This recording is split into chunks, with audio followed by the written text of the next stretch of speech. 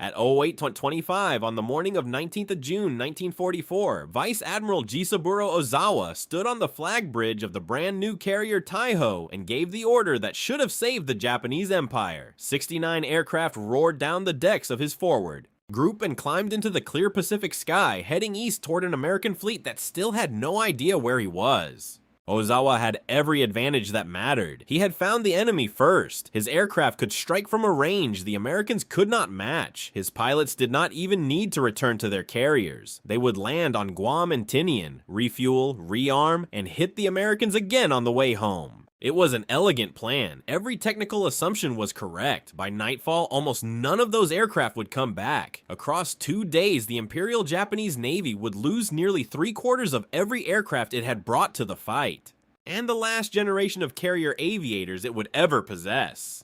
The plan was perfect. The only thing that failed was the men who had to fly it. The stakes 4 days earlier, American Marines and soldiers had stormed ashore on Saipan. From those islands, the new B-29 superfortress could reach Tokyo itself. Losing the Marianas meant the war would arrive over Japanese cities. Admiral Soemu Toyota told his fleet the fate of the empire rested on this single battle. He was not exaggerating. Ozawa sailed with everything Japan had left, 9 carriers, the super battleships Yamato and Musashi, and the desperate hope that range and cleverness could still reverse 2 years of attrition. The plan that should have worked, Japanese carrier aircraft were deliberately built light, no armor, no self-sealing tanks, fragile but able to fly farther. Ozawa intended to sit 300 miles out, beyond American reach, and hammer Task Force 58 while the Americans could not strike back. Then his aircraft would continue east, land on the still Japanese airfields of Guam, Rota, and Tinian, and attack a second time on the return flight. Shuttle bombing. Brilliant on paper. There was only one problem. Those airfields had already been smashed by American carrier strikes in the days before the battle. Ozawa did not know it. His pilots would arrive over Guam expecting sanctuary and find Hellcats waiting in the landing pattern with their wheels already down. The machine waiting for them. While Ozawa's young air crews climbed into the sky, Admiral Raymond Spruance held Task Force 58 tightly over the Saipan beachhead. 15 carriers, more than 900 aircraft, but the real weapon was not the ships. It was a system. Radar that saw the Japanese formations more than 100 miles out. Fighter direction officers in darkened rooms who turned that radar picture into precise intercepts. Hellcats designed after the Americans had recovered and studied a Zero, faster, tougher, and flown by men with hundreds of hours of training, proximity-fused anti-aircraft shells that did not need a direct hit, and most important of all, pilots, who had been taught by veterans who came home to teach instead of flying until they died. Japan had spent its irreplaceable elite from Pearl Harbor through Guadalcanal. By June 1944, the pipeline produced boys with barely enough hours to take off and land in good weather. They held formation rigidly because that was all they knew. They did not scan the sky above them. Veterans on both sides called them meat on the table. The Turkeys shoot at $10 the first wave. 60 aircraft appeared on American radar. Hellcats were already climbing into position above and ahead of them. The Japanese formation circled while its leader gave final instructions. Those extra minutes cost them everything. The Americans fell out of the sun. Of 60 aircraft, roughly 45 never reached the fleet. The few that did met a wall of proximity-fused steel. The second wave of more than 100 was destroyed even more completely.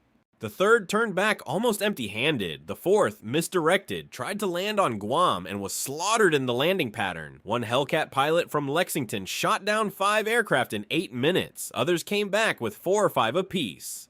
American losses for the entire day. Fewer than 30 aircraft in air combat. Not one ship seriously damaged. A pilot on Lexington climbed out of his cockpit, walked into the ready room, and said it had been just like an old-time turkey shoot back home. The name stuck. It is a cruel name. It hides the truth that half-trained young men in unprotected aircraft were flown into a machine built by veterans and operated by veterans. They were not cowards. They were the final product of a nation that had burned its professionals and had nothing left to replace them. Death from below. While the slaughter continued overhead, the deadliest blows came from underneath. USS Albacore put a single torpedo into Taiho. The damage looked trivial, but the volatile, unrefined Borneo crude Japan was forced to burn, filled the ship with vapor. An inexperienced damage control officer ordered the ventilation system opened. He distributed the gas into every compartment. 6.5 hours later, Taiho exploded. More than 2,500 men died with her. 3 hours earlier, USS Kavala found Shokaku, veteran of Pearl Harbor, and put 3 torpedoes into her.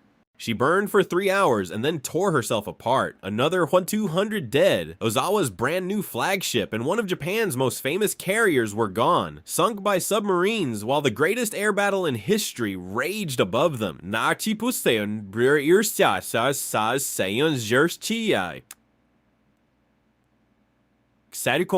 That still divides the Navy. By evening, the Japanese air groups were shattered. Mitscher and his aviators wanted to chase west immediately and finish the carriers. Spruance refused. His mission was not to sink carriers. His mission was to protect the men already fighting on Saipan. He held his position through the night.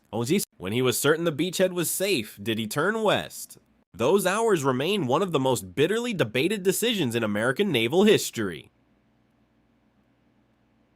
Mission Beyond Darkness. Late on the afternoon of the 20th, a scout from Enterprise finally found the retreating Japanese fleet 275 miles away at the extreme limit of American range, with the sun already sliding down the sky.